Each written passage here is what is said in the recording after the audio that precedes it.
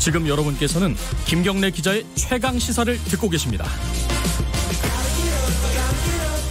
네, 4.15 총선 때 열린민주당 성적이 애초에 예상했던 것보다 좀 적었습니다. 저조했습니다. 해석에 그쳤고요. 지금 비대위가 구성이 됐고 최강욱 당선인이 비대위원장을 맡았습니다. 앞으로 진로가 어떻게 될지, 민주당과의 관계 설정은 어떻게 될지, 이 부분은 아직까지는 본격적으로 논의가 되고 있는 것 같지는 않습니다. 하지만 지금 물밑에서는 여러 가지 얘기가 있겠죠. 그 얘기도 좀 물어보고요. 최강욱 당선인은 또 당선인으로서는 처음으로 재판정에 출석을 했죠. 그 출석하는 과정에서 또 여러 가지 말들이 있었습니다. 정치 검찰이 오히려 법정에 서야 되는 거 아니냐, 최강욱 당선인 이렇게 주장을 했고요. 그 이유에 대해서 좀 물어보고 재판 진행 상황도 좀 물어보겠습니다. 자, 최강욱 비대위원장 연결합니다. 안녕하세요. 네, 안녕하세요. 네, 어제 법원에 다녀오셨죠? 예. 조 전 장관, 조국 전 장관 아들 인턴 활동 확인서 허위 작성 혐의로 검찰이 기소한 사건입니다. 어제가 아니라 그제 같은데, 화요일, 그죠? 그제였나요? 예. 시간이 그렇게 됐군요. 예. 인파가 제가 TV 뉴스로만 봤는데 네. 기자들도 많고 다른 사람들도 많았더라고요. 그죠? 글쎄, 다른 분들은 저는 잘 못 봤고요. 나중에 나왔더니 무슨 군복 입은 분들이 뭘 들고 막 시위하셨다 그러대요. 저를 죽여야 된다고.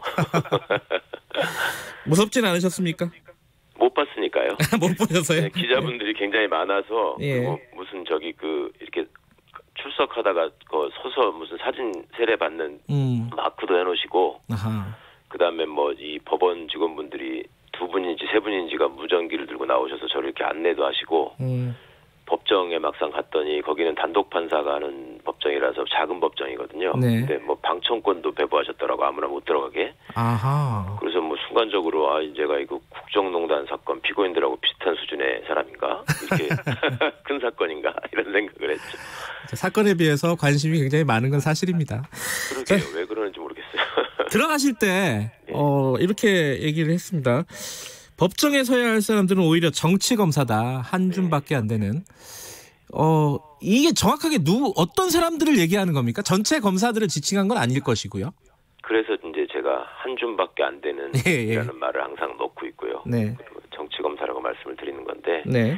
검찰 구성원들이 검사만 있는 게 아니고 이제 수사관들도 계시고 또 행정주검들도 계시고 많은 분들이 있습니다.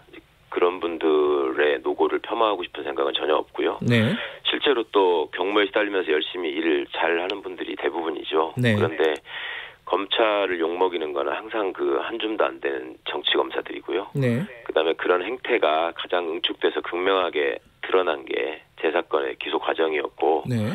그 공소장에 담긴 수준, 그다음에 그걸 이제 억지 기소를 해야 되니까 마구잡이로 갖다 붙인 증거들이 무려 10,000페이지가 넘었거든요. 네. 그러니까 이제 그 재판을 주재하는 재판장도 깜짝 놀랄 정도였는데, 네. 그런 것들 전체에서 하여튼 검찰의 문제점이 적나라하게 드러났다고 생각해서 제발 좀 이런 짓 좀 그만해라. 그리고 이런 거 하는 사람들 아주 극소수가 지금 검찰 욕먹이고 있다. 네. 그리고 이 사람들을 빨리 정리해야지 검찰이 새롭게 바뀔 수 있다. 네. 그런 말씀을 드린 겁니다. 윤석열 총장을 공수처 생기면은 직권남용으로 고발하겠다. 그거는 지금 아니요. 진행 중인 건가요? 공수처 생기면 고발하겠다는 게 아니고요. 예. 저를 기소했을 때 제가 이거는 명백히 그 검찰청법과 내부 절차를 전부 다 어긴 직권남용에 해당하기 때문에 고발하겠다라고 말씀을 드렸고, 그 다음날 바로 법무부에서도 이거는 직권남용의 소지가 커서 감찰 대상이다, 이런 공식 발표까지 했지 않습니까? 네. 그러니까 저는 고발을 반드시 할 거고요. 네. 근데 이제 그 시기는 가만 보니까 이게 직권남용을 한 번으로 그치는 게 아니라요. 네. 지금 최근에도 보셨겠지만, 예를 들면 채널A 기자와의 유착 관계에 대한 감찰, 네네. 대검 감찰부장이 공식으로 착수를 하신 거잖아요. 네. 그걸 또 못하게 했잖아요. 무슨 인권부로 넘겨라. 네. 이렇게 하더니 또 느닷없이 다 지나고 나서 수사 지시를 하고 이런 것들이 소위 선수들끼리 보이기에는 속이 뻔히 보이는 짓이거든요. 그래서 그런 것조차도 직권남용이 지금 계속되고 있고, 또 내부자들의 제보가 또 있습니다. 네. 그래서 이런 것들을 좀 모아서 그 적절한 시기에 제대로 된 수사기관에 수사가 될 수 있도록 고발을 할 생각입니다. 지금 기소가 어차피 됐으니까 재판 내용도 좀 짚어봐야 됩니다. 이 입시를 위해서 조 전 장관 자녀의 입시를 위해서 허위로 확인서를 작성해줬다. 이게 검찰의 공소 내용 아니겠습니까? 근데 거기에 대해서 전면적으로 지금 다 모든 부분을 다 부인하신 거죠? 그렇죠. 하나도 다 사실이 없으니까. 네. 근데 이 부분은 계속 이제 법정에서 공방을 할 거라서 뭐 일방적으로 최강욱 당선인에게 얘기를 다 듣는 거는 뭐 적절하지는 않을 것 같고, 그 중에서 검찰의 공소 내용 중에 가장 문제점이 어떤 부분이라고 보세요? 청취자들에게 좀 설명을 해주시죠. 여러 번 말씀드렸고 뭐 기사도 상세히 나간 것 같은데 뭐 다 문제예요. 뭐가 다 문제다. 문제라고 하기도 그렇고. 근데 이제 공소장이 뭐 이게 한 10줄 정도밖에 안 되거든요, 내용이. 네. 근데 이제 제일 중요한 거는 그러면 공모를 해가지고 입시가 제대로 입시에 관한 사정 업무가 제대로 수행되지 않도록 방해했다는 거잖아요, 지금. 네. 근데 제가 어느 학교에 무슨 입시 보는지를 몰랐어요, 당시에. 네.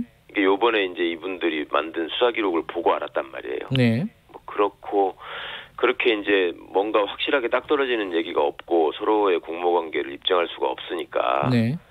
이거저거 막 갖다 붙이니까 그 간단한 사건의 기록이 10,000페이지가 넘는 거예요. 그러니까 판사가 물었다고 이거 지금 다른 사건에 있는 거 갖다 그냥 그대로 여기다가 낸 거 아니냐. 그리고 이제 더 어이가 없었던 거는 본래 공소사실의 요지를 검사가 밝히게 돼 있거든요. 네. 그러면은 방금 우리 김경래 기자님 저한테 물어보신 것처럼 이러이러해서 이렇게 했다는 거 아닙니까? 라고 한 10초면 되잖아요. 네. 근데 그거를 앞줄부터 쭉 낭독을 하는 거예요. 그런 경우도 잘 없거든요. 그게 이제 내용이 정리가 안 되니까 그렇게 하는 거고, 그 다음에 증거 목록이라는 걸 제출하게 되는데 증거 목록을 내면은 당연히 거기다가 입증 취지를 적게 돼 있습니다. 네. 이 증거는 뭘 입증하기 위해서 내는 거다. 네. 근데 그게 하나도 없어요. 그러니까 우리 변호인께서 입증 취지가 하나도 없어서 이거를 부동의하는 이유를 내가 적어줄 수가 없다. 네. 그러니까 어떻든 부동이다. 근데 입증 취지를 좀 적어라 그랬더니 뭐라고 하시냐면 부동의하는 이유를 얘기해주면 입증 취지를 적겠대요. 이거는 형사소송법의 기본을 어기는 얘기거든요. 네. 깜짝 놀랐어요, 정말. 이 간단한 공소사실에 검사가 부장검사 포함해서 셋이서 나와서 앉아있고, 그게 이제 수사검사가 직접 들어오는 걸 직관한다고 하잖아요. 네. 공판검사가 아니고. 네. 그것도 우스웠지만, 시종일관 이제 법정에서 검사가 주장하는 얘기가 다 이게 재판부를 향한 어떤 법률적인 주장을 하는 게 아니라, 거기 앉아있는 기자분들 뭐 이렇게 쓰기 좋은 소위 말해서 그 언론인들이 말씀하시는 섹시한 얘기가 나오기를 바라는, 그러니까 그런 식으로 일관을 하더라고요. 그래서 이거는 참 갈 길이 멀다 생각을 했습니다. 알겠습니다. 뭐 그 공소 사실과 관련된 구체적인 얘기는 앞으로 뭐 나오는 대로 차차 좀 얘기를 해보도록 하고요. 그건 여기까지 하고.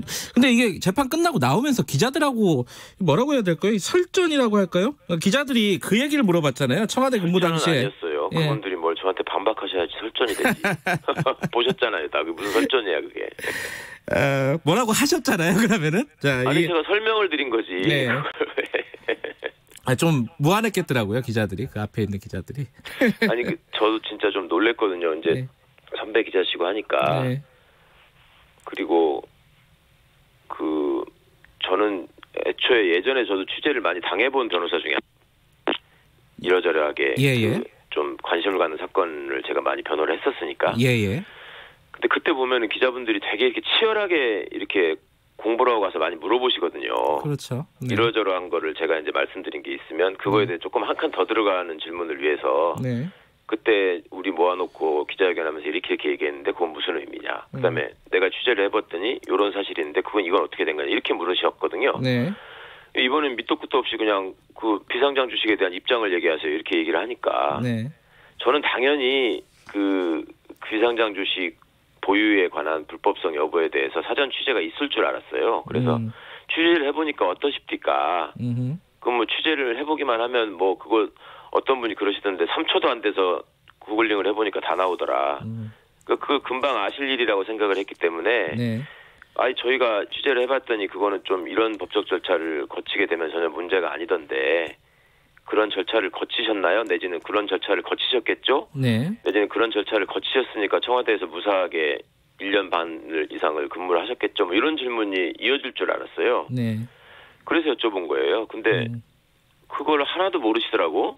공부도 하나도 안 하고 와서 질문을 그냥 고발인이 한 얘기만 읊었다 이런 얘기신 거죠? 그냥 3천만 원 비상장 주식 갖고 있었다면서요. 그러면서 백지 신탁 안 하셨잖아요. 그러니까 그 얘기는 당신 그거 갖고 있는 것 자체가 불법이니까 그거에 대해서 해명해라 이 말씀이잖아요. 네. 그래서 제가 이런 간단한 얘기를 다 공개된 얘기를 이렇게 물어보시는 게 정말 신기하다. 그 말씀을 드린 겁니다. 그 심사위원회 주식 백지 신탁 심사위원회를 거쳤다. 이게 이제 최강욱 당선인의 답변이신 거죠? 그게 거치지 않아서 그게 통과가 안 되면 그 공직생활 할 수가 없어요. 네. 그 최소한 뭐 엄청난 과태료를 받는다고요. 네. 이거 관련해 갖고는 지금 소환 조사를 받으신 건가요? 저 기억이 안 나네. 그거는 말도 안 되는 얘기라서 그게 무슨 소환 조사의 대상이 아니에요. 부르지도 않을 거라고 고발했다는 분들이 그런 이상한 거 가지고 맨날 고발만 하시는 분들이라고 누가 알려주던데. 예. 그런 걸 갖고 무슨 그거 얼마 되지도 않았잖아요. 검찰에서 거기에 대해서 연락은 안 왔고요. 전화 안 왔고요. 네. 알겠습니다. 그럼 뭐 재판 얘기는 여기까지 하겠습니다. 네. 총선 얘기 좀 여쭤보는데 좀 열린민주당 성적 좀 아쉬우셨죠? 예, 진짜 좀 속상했습니다. 왜 그런 일이 벌어졌다고 보세요? 결국 뭐 저희 역량의 한계라고 말씀드려야 되겠죠. 그리고 이제 공식 선거운동이 시작되니까요. 네. 생각보다 굉장한 차이가 있더라고요. 그러니까 비례대표들만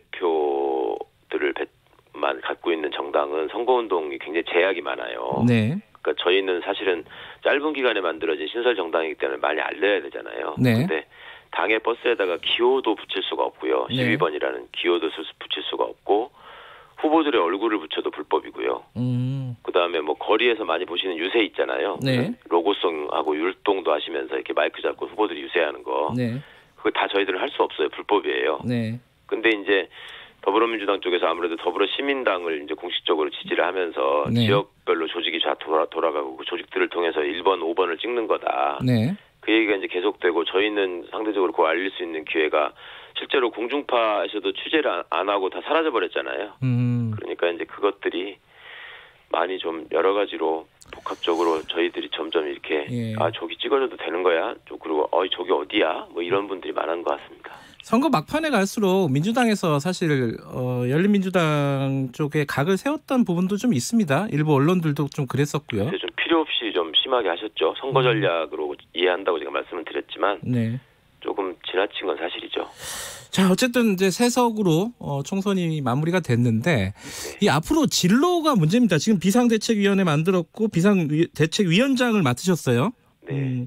앞으로 진로가 제일 궁금한 거는 민주당과의 관계 설정이겠죠. 아무래도 청취자분들이 제일 궁금한 게 이거 어떻게 되는 걸로 좀 지금 의견을 모으고 계십니까? 글쎄 저희 당이 이제 창설되지 얼마 안 와서 이렇게 새로운 길을 가다 보니까 지금 제가 최강시사에 인터뷰할 때마다 직책이 바뀌고 있어요.